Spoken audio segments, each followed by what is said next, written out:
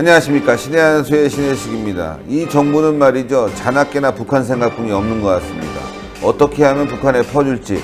얼마 전에는 제주 감귤을 200톤 북한에 보냈는데요. 이 감귤을 보내고 나자 대규모 경제인 방북단, 더 나가서는 말이죠, 여러분들, 복권을 이용해서 또 북한을 지원하겠다고 얘기하고 있습니다. 뭔가 꼼수가 있는 것 같습니다. 정말 한심한데요. 이와 관련해서 전옥현 국정원 전체 1차장 송지영 아나운서 모셨습니다. 안녕하십니까? 안녕하십니까? 안녕하세요. 예. 오늘 먼저 복권 얘기 좀 해보려고 하는데, 복권을 지금 이용해서 북한에 지원을 하겠다. 좀 이해가 안 가는데, 복권을 이용해서 어떻게 지원할까? 복권 수익금은 사실 복권 산 사람들이 문화라든가 또 아니면 주택이라든가 이런 거에 좀 도움이 갈 수 있게 재미도 보고 또 그런 좋은 일도 하고 이런 차원에서 이제 복권을 사게 되는데, 북한 지원하라고 또 이렇게 복권을 산다? 이거 참 이해가 안 갑니다. 네. 예. 저도 아침에 이제 신문을 네. 보고 알았는데, 이제 민주당 의원들이 이번에 이제 국감에서 입법 안을 내면서 이제 밝혀진 내용이에요. 그러니까 현재 우리 국내에 이제 복권이 있는데, 복권을 통해서 나온 수익금을 지금까지는 다른 그런 그 기금에다가 35%를 그 수익금에 35%를 이렇게 배분해 준다고 합니다. 네. 그런데 이런 5%를 증액해 가지고 40%로 다른 기금에다가 이제 넘겨주는 거예요. 이러다 보면은 이제 5% 정도의 이 배분율이 높지 않습니까? 그러면은 이거를 갖다가 지금 우리 국내 복권 규모로 볼 때 연간 한 800억에서 900억 정도의 이익 배분금이 생겨나는데, 이 추가로 5% 늘음으로써 늘어나는 이 800억에서 900억 정도의 기금을 북한에 사용할 수 있게, 남북 경협에 사용할 수 있게 해가지고 우리가 정부가 대북 지원하는데 좀 편리하게 따가는 거죠. 그러니까 국회에서 예산을, 남북 지원 기금 예산을 늘린다거나 대북 지원 예산을 받으려면 야당에서 지금 현재 이게 맞는 예산이냐, 이거 잘못된 예산이다, 왜 이렇게 많이 계산하느냐, 왜 미리 공개를 안 했느냐, 여러 가지 이제 논란을 지금 야기하고 있지 않습니까? 그렇죠. 그러니까 그런 논란이 이제 필요 없는 거죠. 법으로다가 40% 넘겨줘 갖고 돈 남으니까 그냥 지원해주면 더 쉽지 않습니까? 야. 그래서 제가 보기에는 이런 아주 기가 막힌 묘안을 만드는 거 아닌가, 참. 이런 생각이 들어요. 그런데 이제 문제가 뭐냐면, 아까 이제 서두 부분에서도 우리 앵커님이 말씀하셨는데, 지금 현재 SOC 예산만 하더라도 우리가 12조 정도를 잉여 예산이 될 가능성이 있게 지금 편성을 해놨어요. 왜냐하면 남북 관계가 잘 풀릴 거라고, 비핵화가 잘 진전될 거라고 생각하고 12조의 SOC 상당 예산을 별도로 가지고 있습니다. 그럼에도 불구하고 이렇게 또 추가적으로 복권에서 나오는 수익금까지도 일부 띄어서 쉽게 얘기한다면 북한 주겠다는 거예요. 아, 참. 예, 쉽게 얘기하면 이건 좀 심하지 않을까 하는 그런 비판의 소리가 상당히 높아지리라 저는 그렇게 봅니다. 15조나 준비했고 또 12조나 준비했고 앞으로도 또 갈 수 있는 방향을 만들어 놨고 또 복권에서 끌어당기고, 아니 북한만 생각하고 있는데 국민들 세금 아니겠습니까? 또 복권은 또 그 복권을 사는 의미가 있잖아요. 그렇죠. 주택이라든가 아니면 어떤 장애인들, 또 우리 사회 약자들을 갖다가 좀 돕는 그런 부분도 있다 하고 사시는 분들도 있는데, 물론 일확천금을 노리시는 분들도 계시죠. 대다수겠지만 어쨌건 우리 사회 약자들을 위해서 쓰여야 될 그런 기금들이 북한을 위해서 쓰인다? 이해할 수가 없는 부분이 저는 굉장히 많은데, 지금 게다가 이제 기업인들까지 데리고 방북을 하겠다는 거 아니겠습니까? 그러니까 지금 오로지 온통 신경은 북한에 다 가 있는 것 같아요. 그러니까 제가 보기에 이제 현재 우리 정부라든가 이제 우리 국회에서 논의되고 있는 동향을 보면 우려를 하지 않을 수가 없다. 왜냐하면 이게 북한 핵 문제는 우리 혼자 푸는 게가 아니에요. 이 국제사회의 공감대 속에 국제 공조를 통해서 해결할 수밖에 없고, 국제 공조 중에서 가장 중요한 것이 미국과의 공조입니다. 제가 이게 수차에 걸쳐서 미국과의 공조 얘기했는데, 이거는 이론에 나오는 게 아니라 현실적인 상황이에요. 왜냐하면 북한의 핵 문제는 항상 주협상 당사자는 주협상은 미국입니다. 과거가 그랬고 현재도 그렇고 앞으로도 그럴 겁니다. 그렇기 때문에 미국에서 과연 어떻게 북한의 핵 문제를 다루는 수단으로 삼고 있는지 이걸 알아야 되는데, 현 시점에서 미국이 쓰는 수단은 뭐냐면은 당근이 아니고 채찍입니다. 당근이 아니고 채찍. 이거 북한 약속해가지고 싱가포르 회담까지 내가 했는데, 그리고 한미 연합훈련까지 싹 없앴는데, 지금 북한이 나오는 거 보면 이게 아니잖아요. 그렇죠. 이게 아닌 걸로 가는 걸로 미국한테는 지금 보이는 거예요. 트럼프도 그래서 조심하고 있는 거예요. 그러다 보니까 미국은 아니다. 제재만큼은 끝까지 가야 되겠구나. 돈 한 푼 가면 안 되고 경제 지원 한 푼이라도 가면 안 되고 해갖고 엄청 쪼고 있는데, 그리고 지금 이번 중간선거에서 하원을 또 지금 민주당이 장악했잖아요. 그렇죠. 이게 민주당에서는 지금 이거 트럼프가 이거 북한에 넘어가는 거 아니냐 속아서 이런 우려가 지금 팽배해 있어요. 그런 판국에서 이렇게 복권의 일부를 더 충당할 수 있게 해주고 SOC 예산도 또 편성돼 있고, 또 얼마 전에 정상회담 때 대규모로 재벌 기업들이 가가지고 많은 논란을 야기했지 않습니까? 그렇죠. 그런데 냉면 먹고 난리 그게 바로 났었죠. 엊그제예요. 그러니까요. 바로 엊그제. 예. 그리고 재계 그 재벌 기업들이 가가지고 이선건이한테 뭐 모욕적인 말을 들었네 안 들었네. 아직도 이게 사실관계도 지금 정부가 지금 판단해주지 않고 있어요. 그렇죠. 파악을 못 하고 있어요. 이런 상황인데 가가지고 또 누구를 만나느냐? 언론 보도를 보면 이선건이를 또 만난다. 이선건이. 이성건이가 잘 나가는군요. 이선건이를 또 만나가지고 네. 이거 100여 명이 넘는 지금 보도에 보면은 150명이나 간다는데 네. 뭐 저 대기업도 있고 중소기업도 있고 소상공인도 있고 뭐 하여튼 다 간대요. 그래서 이게 가는 거가 제가 보기에 국제사회가 또 핵협상의 주 당사자인 미국이 조금 경제적으로 지원해줄 의사가 있고 이거를 실행에 옮길 수 있도록 비핵화가 진도가 나간 상태에서 간다. 그러면은 굉장히 잘하는 거고 칭찬받아야 됩니다. 네. 근데 모두가 지금 꼼짝 안 하고 있어요. 그런데 우리가 혼자 이렇게 나가면 우리 정부도 제가 보기에는 여러 가지로 조심스러운 측면이 굉장히 많을 거예요. 그렇죠. 아까 얘기한 대로 미국의 움직임과 국제사회의 움직임이 바로 6.12 정상회담, 그 다음에 4.27 정상회담 때 우리 분위기가 확 달라졌거든요. 그런데 이게 정부가 지금 그래도 조금 조심스럽게 나갈 필요가 있는 상황에서 마치 정부가 못하니까 우리 민주당 의원들이 해줄 거니까 좀 기다려봐 이렇게 하고 마치 하는 것 같은 그런 오해를 주는 거예요. 그렇죠. 아니 저기 오얏나무 밑에서 삿갓도 고쳐 쓰지 말라는 얘기가 있잖아요. 예?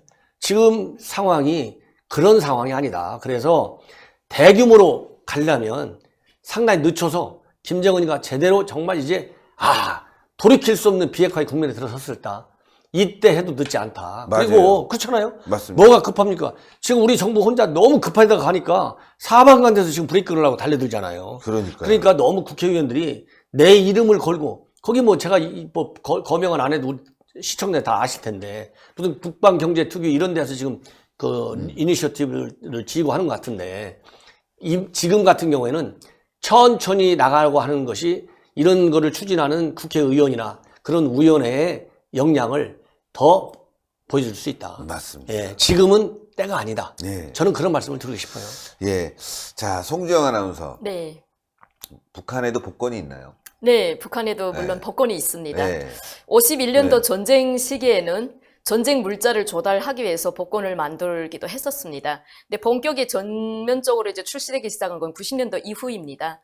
인민복권이라고 부르고 또 그 이후에 체육복권이 생겼습니다. 그러니까 북한 주민들이 가지고 있는 돈, 그 돈을 국가가 회수를 해야 되는데 어떤 식으로 그 돈을 이제 돌리게 해야 되냐. 그러니까 북한은 중앙은행을 비롯해서 각 도시군의 저금소라는 게 있습니다. 네. 그 저금소에서 저금을 하라 하면 주민들이 돈도 없고 저금할 돈도 없고 저금을 잘 안 합니다. 그러니까 인민반별로 강제로 내리먹여서 저금을 하게끔 인민반장이 집집마다 돌면서 저금하세요. 50원. 이달에는 50원. 이달에는 100원 이렇게 하면서 강제로 이제 저금을 하게끔 하거든요. 그럼 저금소에 가서 그 돈을 찾으려면 돈을 안 주지 않습니까? 국가가 돈이 없다는 겁니다. 네. 그러면 국가에서 이제 복권을 발행해서 그럼 대신에 복권으로 주겠다 이렇게 합니다. 그러면 조금 돈을 못 찾으니까 울며 겨자 먹기로 그 저금소에서 복권을 받는 겁니다. 그래서 뭐 당첨되면 좋은 거고 대부분 그냥 그 돈, 저금한 돈은 국가에 들어가고 그 대부분 다 이제 복권이 당첨이 안 되지 않습니까? 네. 그런 식으로 하고 체육복권은 뭐 백두산상 체육경기 대회 뭐 이런 걸 할 때 뭐 여기서 복권이 당첨되면 텔레비전 수상기 한 대 준다든지 뭐 소나무 TV 한 대 준다든지 뭐 재봉기라는 미신기 한 대 준다든지 이런 식으로 이제 그 국가 건설 현장에 들어가는 돈을 조달하게 해서 그런 식으로 국가가 이제 머리를 써서 복권을 이제 하는 거죠. 야, 그래서 근데 그 열기는 우리 대한민국만큼 그렇게 높지 않습니다. 그러니까요. 네, 뭐, 안 사죠 사람들이. 안 사는군요. 예, 사실 이 복권을 사서 당첨될 확률이 벼락 맞아서 다칠 확률보다 훨씬 더 적다고 하니까요. 이게 진짜 힘든 건데, 어떤 분들은 2번도 됐다고 하지만 저는 복권을 안 삽니다. 근데 한 번 딱 사봐갖고 500원짜리 하나 당첨됐는데 다시 500원 내니까 꽝이 나와서 그냥 뭐 제로가 돼버리는 거죠. 그러니까 그런 거는 복권을 살 필요가 없는데, 어쨌건 지금 복권 산 돈마저도 북한에 지원을 하겠다라는 이 정부의 생각이 너무 진짜 안일하지 않나, 또 뭔가 꼼수가 있지 않나, 또 대북 경협 복권이라는 걸 만들어서 또 그런 사업을 하려고 하는 것이 아닌가, 이런 꼼수까지 지금 의심되는 상황인데요. 어쨌건 또 이제 이번에 귤도 보내고 말이죠. 또 뭐 얼마 있으면 또 100명의 방북단이, 기업인들 방북단이 간다고 하는데, 귤 문제 또 한번 얘기하고 싶은 게, 귤 보냈는데 북한에서는 뭐 아무 얘기가 없어요. 예. 뭐 잘 받았다, 뭐 감사하다 이런 얘기도 없이 그냥 알아서 나눠줄게 이거고, 또 하나는 이번에 그 귤을 보낸 시점이 좀 우스워요. 북한이 보낸 그 송이버섯은 9월인데 50일 지나서 선물을 보냈단 말이에요. 그러니까 이제 많은 사람들이 요거 봐라, 바로 보낸 것도 아니고 50일 지나서 보낸 거는 아마도 지금 이제 대북 제재가 굉장히 좀 심하게 미국이 이제 뭐 워킹 그룹까지 만들어서 감시하는 상황이니까 북한의 화해 메시지 이런 걸 보낸 거 아니냐, 이렇게 분석하시는 분들도 많이 계시더라고요. 그러니까 옛날에 이제 미국과 중국 간에는 핑퐁 외교를 했지 않습니까? 네. 핑퐁 외교. 그러니까 이제 이 비정치적인 분야에서의 교류라고 하는 것이 이렇게 적대국 간 이럴 때 이제 화해의 틈을 만들어주는 이런 긍정적인 측면이 있어요. 그러니까 지금 현재 남북 관계는 잘 가고 있는데, 더 큰 문제는 남북 관계가 가려면 혼자 못 가요. 그렇죠. 현 정부는 여러 차례 걸쳐서 남북 관계 혼자 갈 수 있다. 뭐 굳이 미북 간의 관계에 대해서는 부산물로 남북 관계가 잘 가는 이런 구시대적인 발상이 왜 필요하냐, 이런 얘기를 했지만은, 결론적으로 보면 국제 관계, 남북 관계 모든 거는 힘을 가진 자가 우선하는 겁니다. 그렇기 때문에 남북 관계 혼자 갈 수가 없어요. 그럼에도 불구하고 추가적인 것은 이제 미북 관계가 그래서 잘 가게 해야 되거든요. 예. 그럼 미북 관계가 현재 이런 핵 문제에 대한 김정은이의 진정성, 그리고 실제적으로 그런 그 진정성을 뒷받침해 줄 수 있는 실제적인 이행 조치, 이런 거가 부족하다고 그래갖고 지금 답부 상태에 빠져 있지 않습니까? 그럼 우리 정부는 지금까지 중매 역할을 하겠다고 그랬어요. 그러니까 이런 귤을 보내가지고 중매 역할을 좀 하고자 하는 그런 노력의 일환으로 해석할 수도 있어요. 그런 노력의 일환으로 중매 역할. 그러나 현재 아까 얘기한 대로 미국이 강력한 그런 제재 고수 입장을 보이고 있고, 김정은이는 내가 핵 리스트 단어를 주면 나 지금 미국이 공격할 텐데 내가 왜 주냐, 줄 수 없다, 이런 입장에서 조금도 안 움직이고 있거든요. 네. 그렇기 때문에 우리가 노리고자 하는 전략적인 효과를 이번에 귤 선물을 통해서 받아내기는 더 어렵다. 더군다나 이제 귤이 제주도산이잖아요. 그렇죠. 제주도 지금 한라산 얘기 계속 나오잖아요. 예. 한라산을 뭐 위에다가 무슨 별도로 뭐 헬기 착륙장을 만드냐 안 만드냐, 그게 잘못됐다. 그냥 거기 저 백록담. 한라산 백록담, 그냥 백록담. 예, 백록담 안에 그 헬기가 착륙하면 착륙할 된다. 추가 별도 착륙장 건설을 안 해도 된다. 뭐 이런 얘기들이 많이 있어요. 그래서 결국은 귤을 이 시기에 가지고 간 것은 제가 보기에는 이제 미북 간의 중개 역할도 하나 있고, 또 하나는 연내에 정복하겠다는 게 김정은 답방인데, 그렇죠. 김정은 답방 때 우리가 이제 백두산 갔기 때문에 백두산에 상응하는 한라산, 백두 한라산 합수됐잖아요. 그러니까 그렇죠. 이번에 이제 김정은이가 가서 하라는 거죠. 그런 상징적인 효과 때문에, 그래서 내가 이렇게 그 당신의 답방을 위해서 노력을 하니 미북 간에도 잘 좀 하고 남북 간에도 약속한 거 잘 좀 해라, 이런 당부의 메시지도 있을 거예요. 그러나 그런 당부의 메시지가 그대로 김정은이한테 현 시점에서는 먹힐 가능성이 굉장히 희박하다. 그 중에 하나가 벌써 귤 받아서 고맙다 안 고맙다 이런 얘기는 당연히 아직까지도 안 나왔지만, 우리가 귤 줬는데 첫 번째로 지금 나온 게 뭐냐면, 한국과 미국 간의 해병대 훈련 그동안에 몇 번 취소되지 않습니까? 네. 요거를 이제 곧 하기로 합의를 했어요. 조그마한 훈련입니다. 뭐 해병대 예. 연합훈련은 이렇게 독수리라든가 이런 뭐 키 리졸브 훈련 같이 대규모 훈련이 아니에요. 이게 조그마한 훈련인데도 불구하고 북한이 시비 걸고 나왔어요. 네. 너희들 왜 훈련 안 한다고 했는데 이거 남북 군사 합의서 아니야. 제가 맨날 얘기했잖아요. 왜 종전선을 앞당기느냐. 그러니까. 이제 군사 합의서 하나 갖고도 이렇게 훈련하는 거 시비하는데 종전선언 하잖아요. 지금 전쟁 없어지는데 왜 훈련하는 거야? 도대체 누구하고 전쟁을 하고 훈련하는 거야? 이거 시비 자꾸 나올 게 전 세계 북한밖에 없어요. 그렇죠. 그 해병대 훈련 조그마한 거 하나 하는데도 귤 얘기는 그만두고 벌써 시비했잖아요. 그러니까요. 이렇게 시비를 축적해가지고 이제 남북 간에 여러 가지를 말하면 김정은이가 자꾸 흔들 수 있는 고리를 하나씩 쌓아가는 겁니다. 그래서 제가 말씀드린 원칙을 준수해가면서 천천히 나가라. 기업인들 150명 가지고 데리고 가는 거 제발 중단해달라. 예. 중단해야 그 추진하는 사람들이 얘기한 대로 한반도에 제대로 된 평화가 온다. 제대로 된 평화가 와야 되잖아요. 그렇죠. 그냥 왔다가 평화같이 보였는데 슬쩍 지나가는 평화. 이거는 지속 가능하지 않은 평화예요. 그 다음에 전쟁이죠. 그렇죠. 지속하지 않은 평화는 우리 한국은 항상 군사 도발. 왜? 북한 애들이 그걸 가지고 시비해갖고 또 도발하니까. 그렇죠. 도발해갖고 자기네 꼼수에 한국이 빠져들고 또 발하잖아요. 이래서 안 되는 거예요. 그래서 이렇게 흔히 일각에서 얘기하는 꼼수, 저자세, 굴종 이런 비판을 들을 수 있는 예산이라든가 대북 접촉활동, 교류활동은 과감하게 조금 일시적으로라도 조금 천천히 스톱시켜라. 제가 이거를 좀 말씀드리고 싶어요. 예, 맞습니다. 송지영 아나운서. 네. 그 북한에 이제 개성공단이 있는데 이 개성공단에서 이제 뭐 노동자들이 많이 그 임금을 착취당한다긴 하지만 네. 개성공단에서 혹시 탈북하신 분들을 만나셨다거나 아니면 네. 그분들이 이제 뭐 초코파이라든가 여러 가지 네, 지원을 받았을 텐데 그 삶이라든가 상황 이런 거를 뭐 탈북자분들한테 전해들은 이야기가 있으면 좀 해주세요.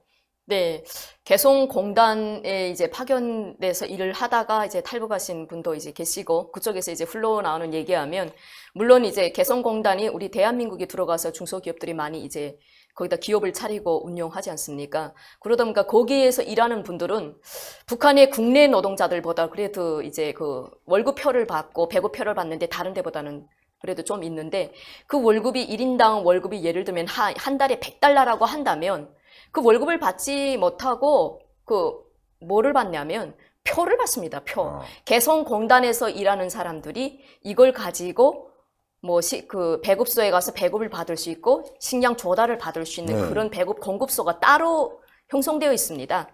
그러니까 이제 그분들은 월급은 조금 받고 그냥 그 배급표 비슷한 그런 표를 받아서 하는데 그게 이제 그 개성공단부터 시작해서 중앙당까지 체인 연결고리가 아주 막 길게 연결되어 있답니다. 거기 개성공단을 뜯어먹는 북한이 그 개성공단 내에 뿐만 아니라 개성시에서도 그 개성공단에서 이제 전기부터 시작해서 다 뜯어먹고요. 그 연결된 거리가 중앙단도 연결되어 있고 그 개성공단에 파견된 뭐 초국당 비서나 지벤 이런 사람들하고 연결해서 뒤에서 이제 물건을 좀 빼돌리기도 하고 그걸 뜯어먹는 거 북한의 전 모든 것이 다 거기하고 연결되어 있는 겁니다. 그러면 종업원들은 어떻게 뜯어먹냐?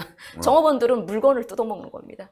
그러니까 조립되지 않은 완성되지 않은 물건들을 훔쳐내다가 그걸 배에다 차든 어디다 가방에 감추고 나가가지고 집에 가서 풀로 붙이고 조립하고 해서 암시장에 내다가 팔고 야매 가격으로. 근데 그 물건들은 다 우리나라 국내 기업들이 이제 내주는 겁니까? 그러니까 질은 이게 남조선 거라니까 혹하는 겁니다. 아주 잘 팔리고 암시장에서 아주 잘 팔리고 그 덕은 많이 받죠. 덕은 많이 받는데 실제 기본적인 임금이라든지 기본적인 구매액은 북한 당국에다 들어가는 거니까 그렇죠. 그게 북한 당국에 들어가면 김정은의 혼주머니에 들어가고 그게 이제 군 자금으로 쓰여지고 핵 개발하는 데 쓰여지니까 사실은 조금 안타깝죠. 북한 노동자들에게 100% 차려진다면 우리가 왜 그걸 반대하겠습니까? 맞습니다. 예. 아주 좋은 지적이에요. 지금 저희 기업인들이 방북을 하지만 뭐 효과는 거의 미미하고 북한 인권 개선이라든가 북한 주민들의 삶 그러니까 경제 협력을 해서 북한 주민들이 좋아진 건 하나도 없이 핵 개발은 핵 개발대로 되고 당의 그 김정은 자금만 쌓이고 말이죠. 그러니까 통치 자금만 쌓여서 독재를 변화시킬 수 있는 힘이 없다는 거 아니겠어요? 오히려 독재를 도와주고 있는 꼴이 됐다. 이게 송지영 아나운서의 분석 아닙니까? 그러니까 이번에 이제 평양 그 남북 정상회담에서도 여건이 되면이라고 하는 그런 그 조건은 달긴 달았지만은 여건이 된다면 남북 이 개성 공단이라든가 재가동 또 금강산 관광의 재개 이런 거를 추진한다 이렇게 돼 있어요. 그러나 이 여건이라고 하는 것은 누차 얘기지만 김정은이가 먼저 핵을 되돌릴 수 없는 상태까지 가지 않으면 여건이 만들어지지가 않습니다. 왜냐하면 지금 현재 개성공단을 통해서 북한으로 들어갈 수 있는 자금이 연간 그 노동자 1인당 한 150불 정도, 160, 70불 정도로 계산한다면 연간 1억 불 정도, 한 1000억 정도, 그 정도 지금 됩니다. 아, 1000억이 아니라 저 1조죠, 1조. 예, 그렇죠. 1억 불이니까. 예. 그 정도 1억 불. 1000억. 1000억인가요? 1억 예. 불인가? 예. 예. 하여튼 그 엄청난 돈이에요. 예, 예. 엄청난 돈. 그 정확한 제가 액수는 기억이 안 나는데 그 다음에 1000억이 아니고 1조인 것 같아요. 1조. 아, 예. 왜냐하면 금강산 관광을 통해서 들어가는 돈이 한 5, 6천억 정도 예, 된다고 해요. 예. 예.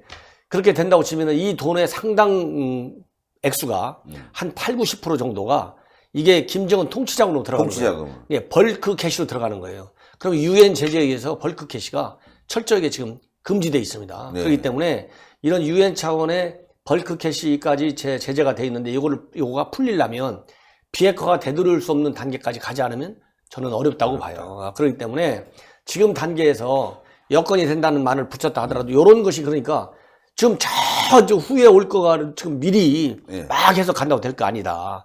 얼마 전에도 우리 그 개성공단에 입주해 있는 기업들이 네. 한 100여 명이 현지 그 상황을 좀 점검해 가지고 만일에 이제 추후에 재가동될 경우에 대비해서 방북하겠다. 이것이 뭐 금방 내 10월 말이나 11월 초에 되는 것 같이 막 보도되다가 그렇죠. 지금 아무 소리가 없어졌잖아요. 없죠. 예. 이게 우리 혼자 가지를 않는 거예요. 북한이 오라온다고 할 수도 없고 우리가 가고 싶다고 갈 수가 없는 이유가 미국과 유엔의 제재 때문입니다. 예, 그런 것처럼 이렇게 큰 제재의 기본 룰을 우리 정부도 지켜가면서 비핵화 협상도 하고 남북관계 개선도 해야 된다. 그래서 지금 국제사회에서 통용되고 있는 제재의 룰을 우리가 철저하게 지키는 길밖에 우리가 살 수 있는 길이 없다. 저는 그렇게 생각을 합니다. 좋은 말씀이시고 감사합니다. 예.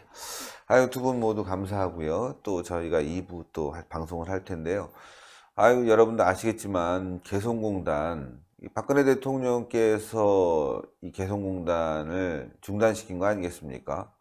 또 이명박 박근혜 정부 오면서 북한에 대한 압박이 이어져 왔고 또 대북 제재가 이어져 왔고 결국 그 대북 제재 때문에 김정은이 대화의 장으로 나온 겁니다. 문재인은 그냥 자기가 잘해서 된 게 아니라 과거 박근혜 이명박 정부 그리고 또 트럼프 정부의 대북 압박을 통해서 남북 대화를 하게 됐는데 마치 자기가 잘해서 한 것처럼 얘기하지만 실제로 지금 미국의 주도하에 있는 압박 때문에 아무런 대화도 지금 진척되는 게 없지 않습니까? 주고 싶어도 미국이 반대하는데요. 예. 결국 미국과 공조하에 북핵을 완전히 제거하면 우리 국민들이 저 정말 뭐 12조든 얼마든 북한을 도와줄 수 있는데 그러지 못하다는 것이 정말 안타깝습니다. 자, 2부에 뵙겠고요. 여러분들 구독 버튼 동그랗게 올라가는데 구독 안 하신 분들은 구독 버튼 꽉 눌러주세요. 그리고 추천 버튼 꽉 눌러주시면 감사하겠습니다. 또 뵙겠습니다. 감사합니다.